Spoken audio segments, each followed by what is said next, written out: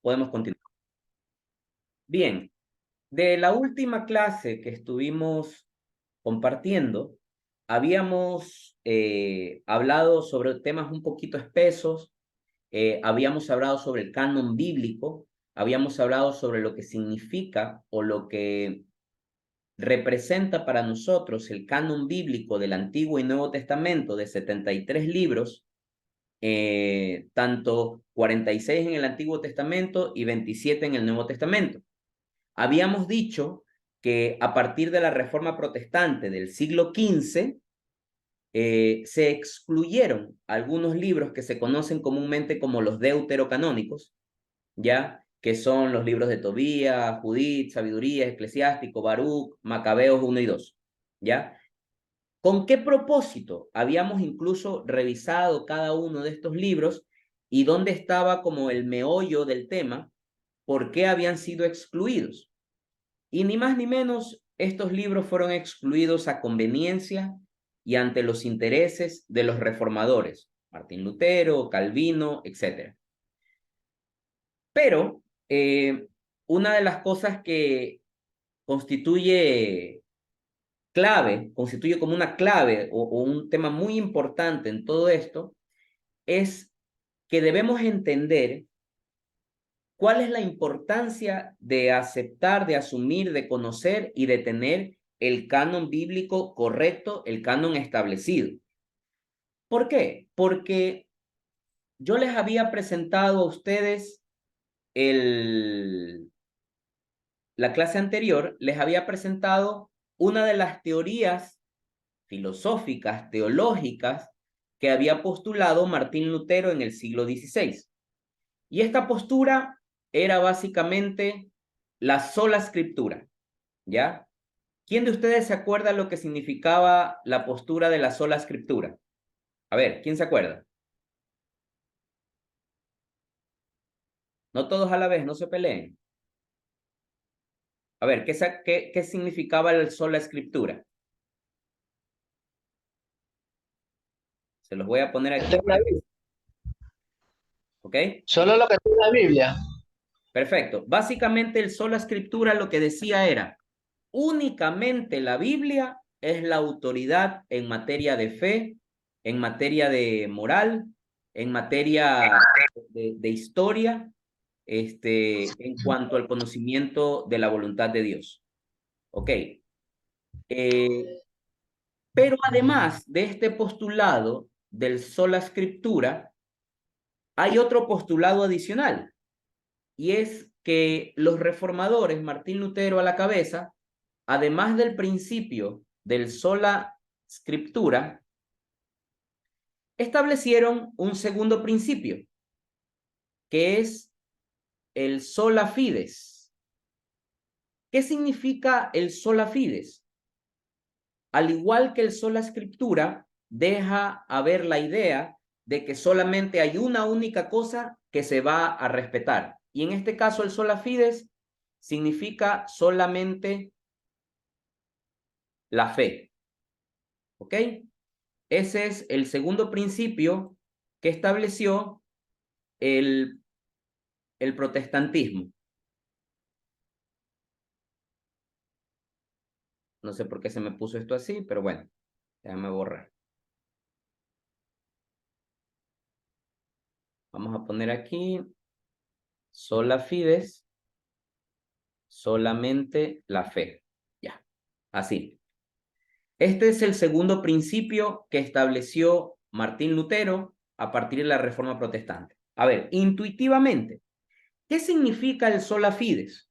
El sola fides significa, a ver, tú como cristiano solo te puedes salvar si tienes fe. ¿Ok? ¿Se entiende? La única forma, el pasaporte a la salvación es que tengas fe. Ahora bien, ¿qué tal les suena a ustedes eso de que basta con tener fe para poder salvarse? Suena un poco atractivo, ¿no? Porque, a ver, intuitivamente, si yo pienso que yo me salvo solamente a través de la fe, ¿qué sentido tienen las obras? ¿ok? ¿Qué sentido tienen las obras? Es decir, ¿qué pasa cuando un cristiano comete un pecado? ¿Ya? Falta o transgrede a Dios a través del incumplimiento de su ley. ¿Qué pasa con esa persona? ¿Qué pasa cuando nosotros cometemos un pecado? Perdemos algo que se llama la gracia de Dios. Si lo definimos de una manera muy criolla, la gracia de Dios no es otra cosa es que el estado de armonía y de amistad entre Dios y nosotros. Es decir, como si yo ofendiera a un amigo. Si yo ofendo a un amigo, ¿qué es lo que va a dejar hacer ese amigo? Perder la confianza en mí, posiblemente me deje de hablar, va a entristecerse conmigo y va a ser necesario que yo vaya a hablar con esta persona, a pedirle disculpas y a restablecer la amistad perdida a raíz de mi ofensa. ¿Está claro? Igual funciona con Dios. Si nosotros cometemos un pecado, si bien no dejamos de ser hijos de Dios, si bien Dios no nos abandona, porque de hecho pone a nuestra disposición su infinita misericordia, su divina misericordia, a través de la cual nosotros podemos obtener el perdón de nuestros pecados, ciertamente cuando nosotros cometemos un pecado, queda la culpa del pecado cometido. ¿Ok? Acuérdense que siempre hay pecado y culpa. El ejemplo para poder entender esto es muy simple. Vayan ustedes al baño, ahí donde se toman los selfies con el celular, y cojan y tiren una piedra al espejo. ¿Ya? El espejo se va a cuartear, se va a quebrar. Pídele perdón al espejo. Probablemente el espejo te va a decir, bueno, ya te perdono, pero ¿quién repara el espejo? Lo mismo, igualito funciona con nuestras relaciones humanas y nuestra relación con Dios. Si yo lastimo a una persona, si yo daño su honra, si yo daño su imagen, si yo la agredo a una persona, ¿le puedes pedir perdón y esa persona te perdona? Sí, pero ¿qué pasa con la reparación? El otro día escuchaba un mensaje muy bonito. ¿Sí se acuerdan todos ustedes de Judas Iscariote, el discípulo que traicionó a Jesús? ¿Se acuerdan? ¿Ya? ¿Sí se dieron cuenta ustedes que Judas, desde el punto de vista humano, actuó con mucha caridad después de haber reconocido su pecado que muchos otros apóstoles? Porque ¿qué hizo Judas cuando reconoció que había traicionado al maestro? Cuando reconoció que había traicionado a Jesús. ¿Qué hizo Judas? Judas se acercó ante los sumos sacerdotes y les dijo, estoy lastimando a un hombre justo y yo no quiero que corra sangre de un hombre justo. ¿Ya? Se arrepiente de sus pecados, pero además él les devuelve las 30 monedas. Yo no quiero esto, porque este es un dinero producto de haber entregado a una persona inocente. ¿Quiénes de nosotros cuando cometemos un pecado o cometemos una falta, no solo nos limitamos a pedir perdón, sino también reparamos? Cuando nosotros ofendemos a alguien, a nuestros padres, a nuestros hijos, a nuestros hermanos, a nuestra pareja, no solamente es cuestión de poner la cara bonita y decir perdón, y la ofensa recibida y el daño ocasionado, ¿cómo vas a reparar el daño que se ocasionó? Entonces, si así funciona en la vida humana, común, corriente y silvestre, ¿cuánto más ocurre con la gracia de Dios? Pregunto, ¿les suena lógico a ustedes que nosotros podamos ir por la vida destruyendo, pecando, haciendo mil y un maravillas, entre comillas, maravillas, ¿no? Destruyendo a diestra y siniestra al prójimo, cometiendo pecados, dañando al prójimo, dañándonos a nosotros mismos y nuestra relación con Dios. Y tiene sentido que vayamos y simplemente digamos, no, no importa lo que hice, basta que tenga fe. ¿Tiene sentido eso? ¿Les suena eso? ¿Qué opinan ustedes? ¿Qué opinas tú, Carlos Luis? ¿Tiene sentido eso de ir por la vida haciendo un montón de tonteras y luego decir, no, yo tengo fe, es suficiente? No, es algo ilógico. Porque como usted Definitivamente. dice, o sea, es como usted dice, o sea, lo pueden perdonar, pero ¿y el resentimiento? Más allá del Que es lo que resentimiento, es la ocasionó el daño. reparación, la reparación. Por eso, pues yo digo, no es lo mismo ya.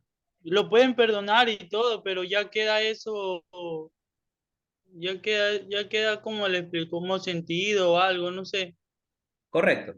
Entonces, paralelo a lo que afirmaba Martín Lutero, que claro, convenientemente se basa en la carta de San Pablo a los Gálatas, en la que les dice que tienen que tener fe, pero no se fija en lo que el apóstol Santiago escribe después en las cartas, cuando dice el apóstol Santiago, muéstrame tu fe sin obras, que yo a través de mis obras te demostraré mi fe.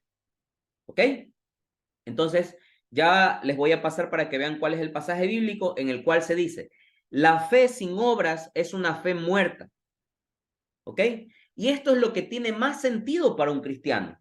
No puede ser que vayamos por la vida destruyendo a diestra y siniestra y digamos, basta con tener fe, entonces solo la fe. No, no solo la fe es lo importante, la fe es importante, pero también es importante las obras. Acuérdense lo que hablábamos la clase anterior, que uno de los temas que fue polémico entre los protestantes es que dentro de los libros deuterocanónicos, particularmente en, si no estoy mal, en Tobías, se habla muy escuetamente de que la salvación se puede perder, ¿ya? No es que nosotros tenemos asegurada la salvación porque, yo porque voy a misa, digamos, porque hice la primera comunión, porque hice la confirmación. La salvación se la puede perder. Ciertamente, el sacramento nos asegura a nosotros una gracia santificante, una gracia especial, ¿ya? Pero esta gracia puede perderse a raíz de nuestras malas obras, ¿ya? En ese sentido, impera lo que se llama la justicia. Es cierto que nosotros, digamos, eh, somos salvados por Cristo. Es cierto que, que nosotros, gracias a los sacramentos, recibimos la gracia santificante. Es cierto que gracias a los sacramentos Dios nos salva, nos envía signos y símbolos de fe para que nos unamos más a Él y nos salvemos. Pero también es cierto que nosotros podríamos perder y desperdiciar esta salvación si con nuestras obras no somos buenos cristianos. ¿Ok? Les voy a compartir por un momento, déjenme, les comparto esto. Este es el Evangelio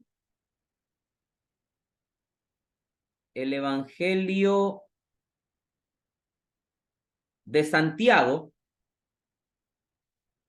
perdón, no es el Evangelio, la carta de Santiago, perdón, la carta de Santiago, en el capítulo 1, versículo 16, 15 pongámoslo, dice, si un hermano o hermana no tiene con qué vestirse ni comer y ustedes les dicen que le vaya bien, caliéntese y aliméntese sin darles lo necesario para el cuerpo, ¿de qué sirve eso? Claro, imagínense a alguien que les diga, oye, no he comido, que Dios te bendiga. Sí, la bendición está bien, pero lo que necesita esta persona es comida. Luego Santiago dice, lo mismo ocurre con la fe. Miren esto, lo mismo ocurre con la fe. Si no produce obras, muere solita. Y sería fácil decirle a uno, tú tienes fe, pero yo tengo obras. Muéstrame tu fe sin obras y yo te mostraré mi fe a través de las obras. ¿Se entiende? Entonces aquí el apóstol Santiago es muy claro en la carta al decirnos de que el solo fe es una cosa muerta. No basta solamente tener fe. No basta tener únicamente fe. Hay también que cumplir con las obras. Hay que cumplir con las obras. Ok.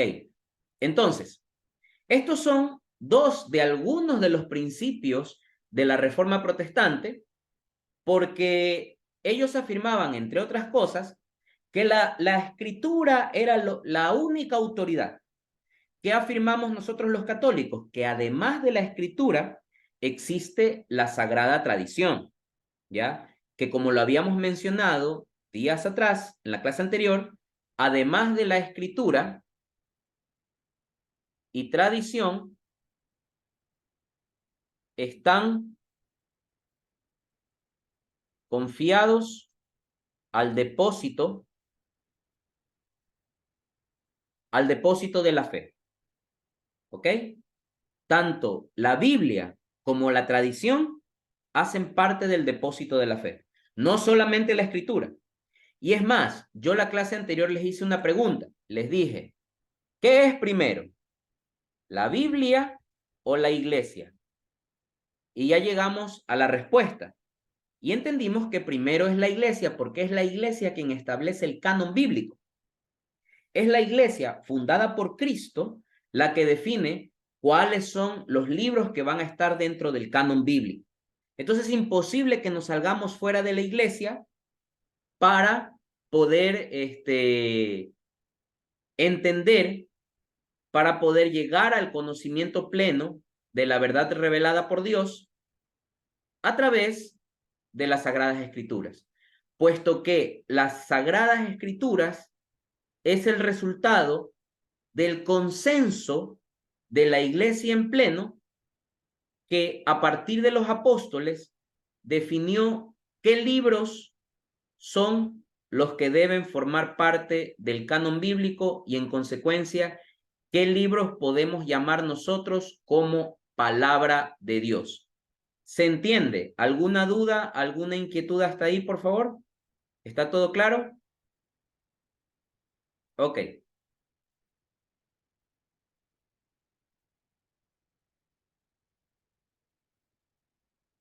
Ok.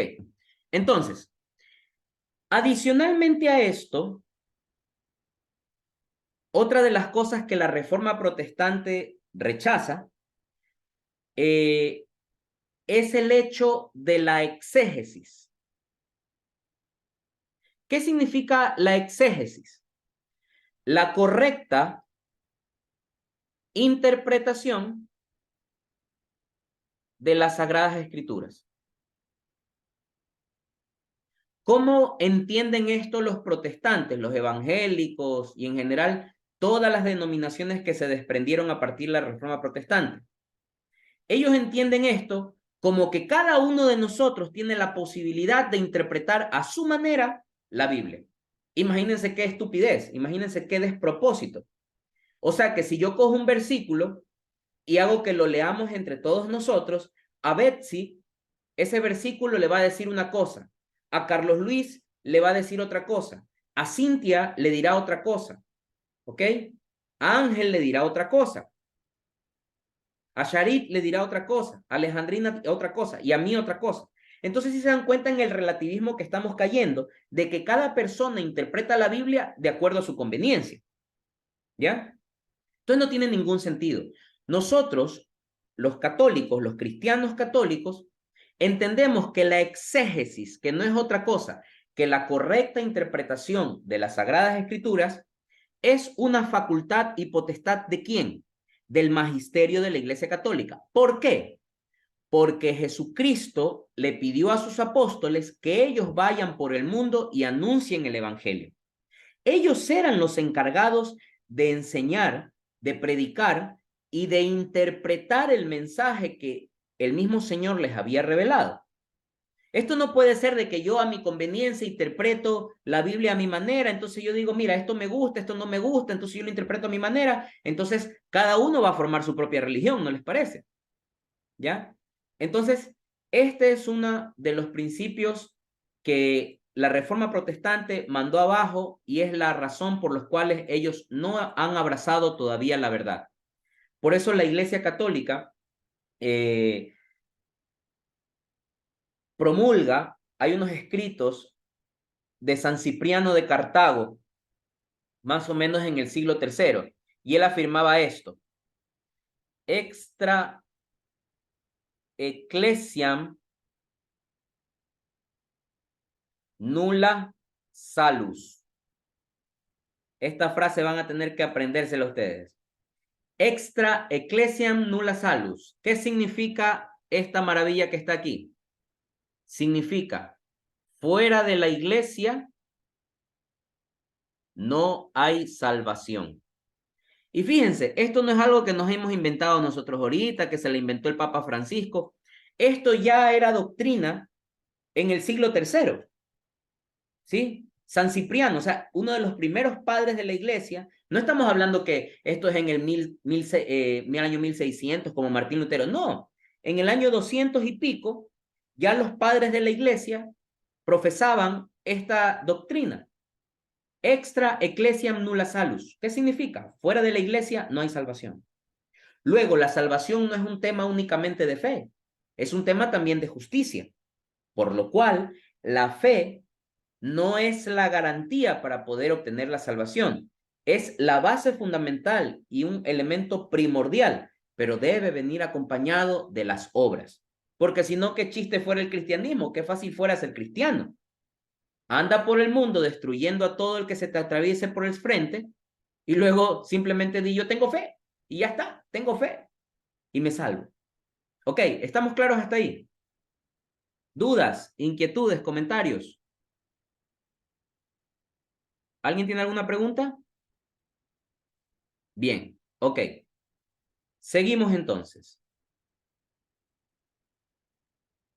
Entonces, como les venía diciendo, no es un acto aislado lo que ocurrió en el siglo XVI con la Reforma Protestante. Incluso dentro de los primeros siglos de la Iglesia habían herejías. ¿Qué significan herejías? Herejía es la negación de una parte fundamental o de toda la doctrina fundamental de nuestra fe cristiana. Es decir, negar algo, parte de algo o totalmente alguna doctrina fundamental de la iglesia, negarla es una herejía. ¿Ok?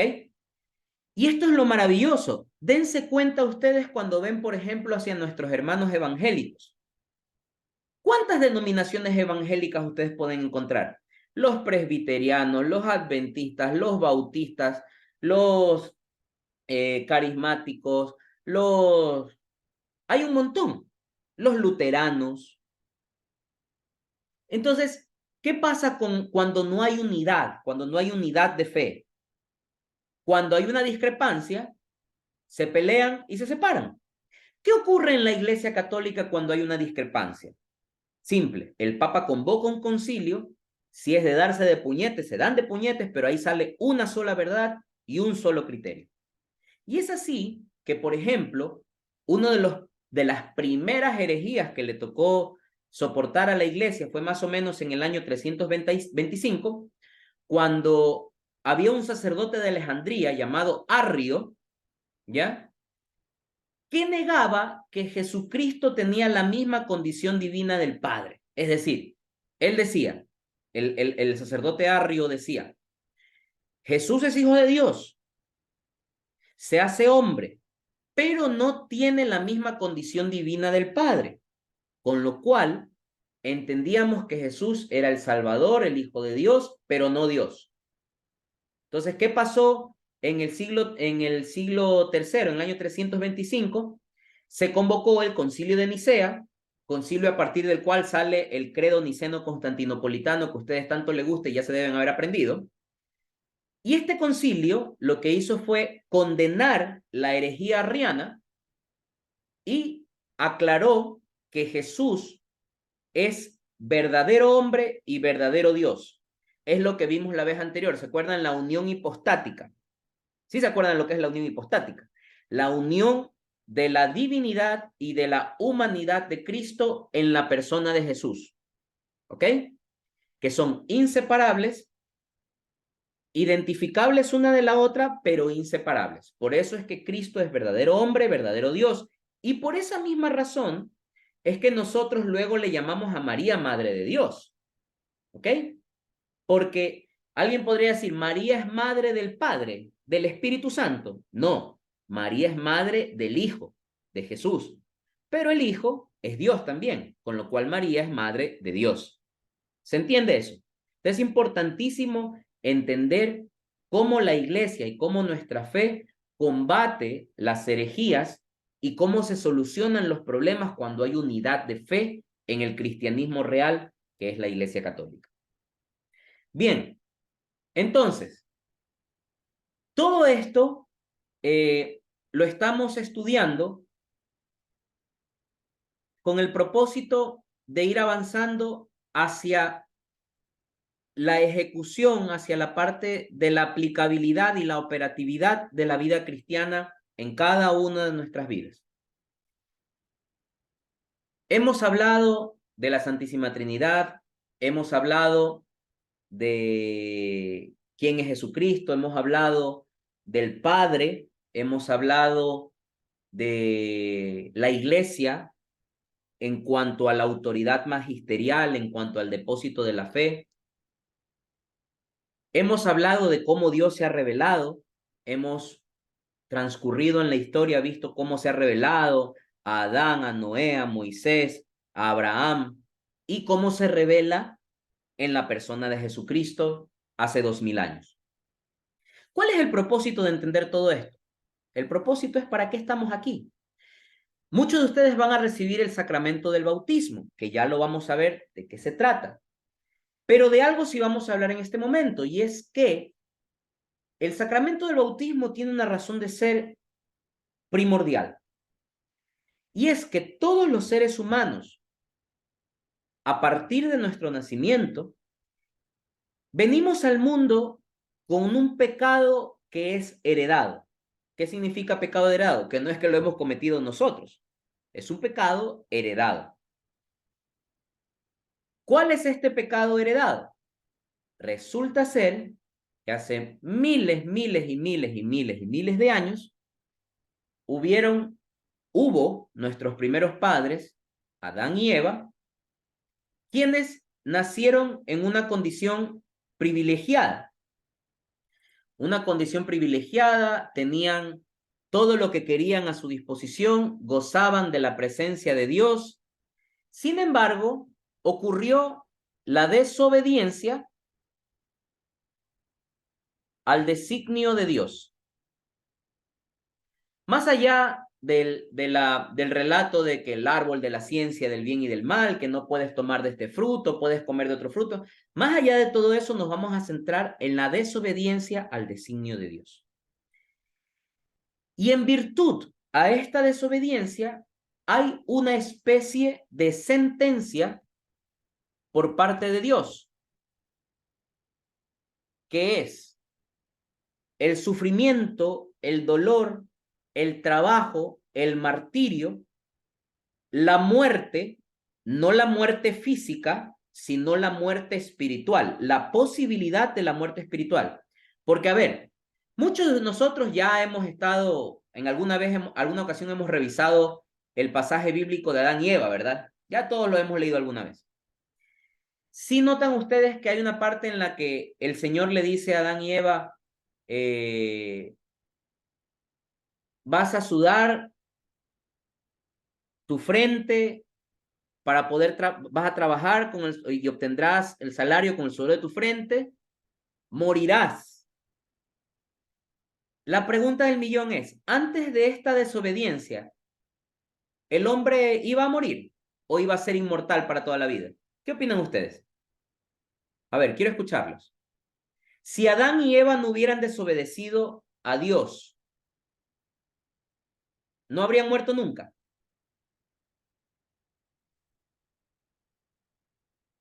¿Qué opinan? No, ¿Por qué? porque Porque no iba a haber sufrimiento.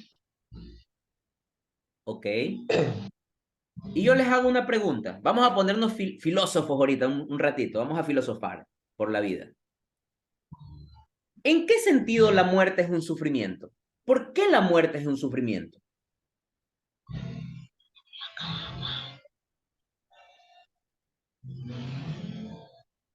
¿Quién me dice por qué la muerte es un sufrimiento?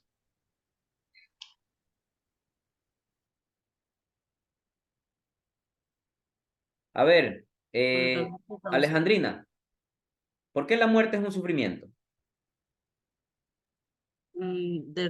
Por el dolor que le causa tanto a la persona por según cómo muere y a los familiares y cosas así. Ok. Pero yo les hago la pregunta y por favor, todos concéntrense en lo que les voy a decir. Si nosotros tuviéramos la garantía, la seguridad plena, es decir, firmado por el mismo Dios, de que el paso de esta vida, al acabar nuestra vida, vamos a ser inmensamente felices en el cielo junto a Dios, racionalmente, ¿no creen que todos quisiéramos llegar a morir? Si tuviéramos la garantía, la certeza, la convicción, o sea, 100% seguro, te mueres y te vas al cielo, a gozar de la plenitud eterna con Dios, a ser inmensamente feliz. ¿No creen que a muchos de nosotros nos daría ganas de morir? ¿Sí o no? Ahora, ¿por qué de lo que dice Alejandrina, que es muy correcto, nos da dolor? Primero por la forma en que morimos, porque no siempre morimos de una manera así como que te quedas dormidito y ya, chao. No, normalmente te toca sufrir, ¿no? Y el sufrimiento de las personas que quedan alrededor, que es un sufrimiento de la ausencia, de no saber que va a estar con nosotros, de no tener a la persona. Pero cristianamente, desde el punto de vista de fe, el sufrimiento principal es no saber si esa persona se va a salvar. ¿Se entiende? Realmente lo que nos hace sufrir a los cristianos es que no sabemos si la persona se va o no a salvar, si va a ir al infierno, si va a ir al cielo o si va a quedarse un tiempo en el purgatorio. Pero si nosotros tuviéramos la certeza de que al morir nos vamos para el cielo a gozar la vida loca ahí con San Pedro y con Diosito, estoy seguro que muchos de nosotros quisiéramos ya dar ese paso. Ahora, ¿qué pasaba con Adán y Eva? ¿Quiere decir entonces que si ellos no pecaban no iban a morir? No, ellos sí iban a morir, pero la muerte no iba a ser lo que la muerte representa para nosotros, como bien lo dijo Alejandrina, dolor, sufrimiento, tristeza, separación. Antes del pecado, la muerte simplemente era un paso de la vida humana a la vida celestial. ¿Por qué? Porque el ticket de entrada al paraíso ya estaba comprado. No era necesario que alguien nos venga a redimir. Pero como existió la desobediencia al designio de Dios, es que entra al mundo el dramatismo de la muerte. No la muerte física como tal. La muerte física siempre iba a haber porque somos criaturas, seres creados, seres limitados. El cuerpo se corrompe, los órganos se desgastan y en algún momento pues íbamos a morir. Pero la muerte iba a ser un simple paso o una transición muy amigable de la vida terrenal a la vida divina. ¿Por qué? Porque la salvación estaba asegurada cuando existía Adán y Eva. Pero como existió el pecado, la desobediencia a Dios, entra a la humanidad no la muerte como tal, como accidente físico, sino la muerte en cuanto a su condición dramática, en cuanto a la posibilidad de que al morir no te salves. ¿Ok? ¿Se entendió? Entonces, a esto es lo que le llamamos el pecado original. ¿Qué es el pecado original entonces? El pecado que cometieron nuestros primeros padres, Adán y Eva, al desobedecer el designio de Dios. Y este pecado original, la palabra original significa de origen, es el origen de la humanidad. Este pecado es el que recibimos nosotros por herencia al momento de nacer. Ustedes dirán, oye, pero yo qué culpa tengo pues de lo que hizo Adán y Eva. Es el pecado con el que todos nacemos, el pecado original. Y por esta razón es que necesitamos el bautismo. Por esta razón es que necesitamos el bautismo. Porque el bautismo borra el pecado original. ¿Ok? ¿Qué es lo que no borra el bautismo? No borra las consecuencias del pecado original. ¿Y cuáles son las consecuencias del pecado original? Las consecuencias es ni más ni menos la concupiscencia. ¿Qué es la concupiscencia? Es la tendencia, es la propensión que tiene el hombre a cometer pecados. Es decir, nosotros por naturaleza somos seres pecadores. Si bien el bautismo nos borra el pecado original, y al borrarnos el pecado original, nos permite poder salvarnos, nosotros tenemos esa tendencia natural a cometer pecados. Siempre tenemos esa tendencia a cometer pecados. Y por eso es que Dios, en su infinita bondad y misericordia, nos deja luego otro sacramento que es la penitencia o confesión, o común llamado como la reconciliación. ¿Ok? Entonces, el bautismo borra el pecado original, sin embargo, quedan inscritas en el alma de la persona las consecuencias a las cuales llamamos concupiscencia, que es la tendencia desordenada al pecado y el propender siempre al pecado. ¿Se entiende? ¿Ok? Entonces, si ya entendemos todo esto, podríamos dar el siguiente paso y preguntarnos, ¿qué ser humano, qué persona no tiene pecado original? ¿O quién nació sin pecado original?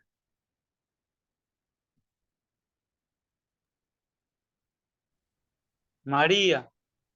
María.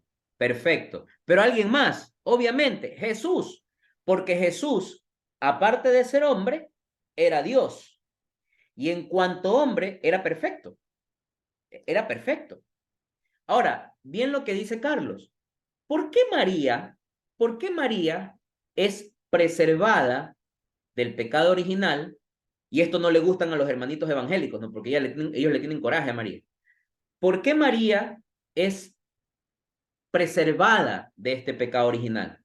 Por mérito de ella, porque tenía una cara bonita, porque era chévere, porque dijo sí, porque aceptó. No, era necesario que ella sea preservada del pecado original por méritos de Jesús, puesto que Jesús el Hijo se iba a encarnar en su vientre e iba a nacer de ella el mismísimo Dios. Entonces, en méritos de Jesús, ella es preservada por el Padre de toda mancha de pecado original. Entonces, en cuanto a los seres humanos creados como todos nosotros, María es la única que no tiene pecado original. Y en cuanto a los seres humanos, incluyendo a los que son engendrados, como por ejemplo el Hijo que es engendrado por el Padre y que se encarna en María, tampoco tuvo pecado original. ¿Ok? Es un ser en sí mismo perfecto, porque además de ser hombre, es Dios. ¿Se entiende? ¿Preguntas hasta ahí? ¿Dudas, inquietudes, comentarios, frustraciones? ¿Algo? Háganmelo saber. Bien, lo siguiente que vamos a ver en la clase de mañana, pero ya les voy a ir dando un pequeño abreboca, es, ustedes dirán, bueno, ya chévere, está bonito tu explicación, está bonita tu catequesis, todo muy chévere, pero como les dije hace un rato, ¿no? ¿Cómo se operativiza, cómo se pone por obras, cómo se practica toda esta maravilla que les estoy contando a ustedes, que sí, que la Santísima Trinidad, que por aquí, que Jesucristo, que bla, bla, bla? ¿Cómo se lleva a la práctica en la vida cotidiana? Ciertamente, todo gira alrededor del sacrificio de Cristo, la Eucaristía, la cruz. Entonces, la pregunta que debemos hacernos nosotros es, ¿cómo nosotros podemos vivir la fe cristiana que nos ha traído Cristo en nuestras vidas? Ciertamente tenemos que pensar como idea principal la Santa Eucaristía, la misa. ¿Ok? Pero hay muchas cosas que tienen que venir a su cabeza ahora que ustedes están aprendiendo. Oye, ¿y por qué el curita usa a veces eh, ornamentos color blanco? ¿Por qué a veces usa el color verde?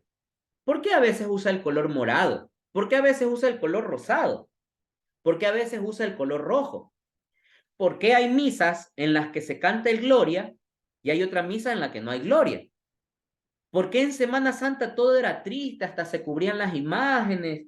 ¿Y por qué luego en la vigilia del pregón pascual, en la que hubo un canto maravilloso del pregón, por qué a partir de esa misa todo es alegría, todo es felicidad? ¿Cómo funciona eso? ¿Se han preguntado ustedes por qué cada día hay una lectura distinta? ¿Por qué cada día hay una liturgia distinta? Pues bien, eso es lo que vamos a ver desde el día de mañana. Primero veremos el concepto de liturgia, qué significa liturgia, y luego veremos el calendario o llamado de mejor forma el ciclo litúrgico. ¿Qué es el ciclo litúrgico? El ciclo litúrgico es cómo se ordena a lo largo del año todos los misterios de la fe cristiana día a día. Aquí tienen, por ejemplo, ustedes que lo que está en morado, sí lo logran ver, ¿no? Dice Cuaresma. Luego aquí en color blanco está Semana Santa. Luego aquí en color blanco está tiempo pascual. Luego aquí color verde dice tiempo ordinario. Luego aquí en color morado dice Adviento. Estoy aquí por si acaso, ¿no? Luego aquí color blanco dice Navidad. Luego otra vez dice tiempo ordinario. Y hay unos colores que representan al color del ornamento que utiliza el sacerdote, para que vean que esto no es cuestión de con qué ánimos amanece el Padre Sebastián y qué ropa quiere ponerse. No, todo tiene un porqué. Y todo esto, la liturgia, es ni más ni menos la forma como el cristiano vive y aplica su fe a lo largo del tiempo, en torno a la celebración del misterio de Cristo en su cruz y en el sacramento de la Eucaristía. ¿Ok? Esto vamos a ver el día de mañana y con eso estaríamos concluyendo todo el material del primer parcial. ¿Alguna duda? ¿Alguna inquietud? ¿Algún comentario? ¿Está todo claro? Perfecto. Siempre me desconcierta ese silencio porque yo digo, ¿están perdidos en la nebulosa o entendieron todo? Pero seguiré confiando en el Espíritu Santo que todo está aprendido. Ya veré el día lunes. Yo veré. Listo, mis queridos amigos, que el Señor los bendiga. Cuídense mucho. Nos vemos la noche de mañana. Hasta mañana. Chao. Chao.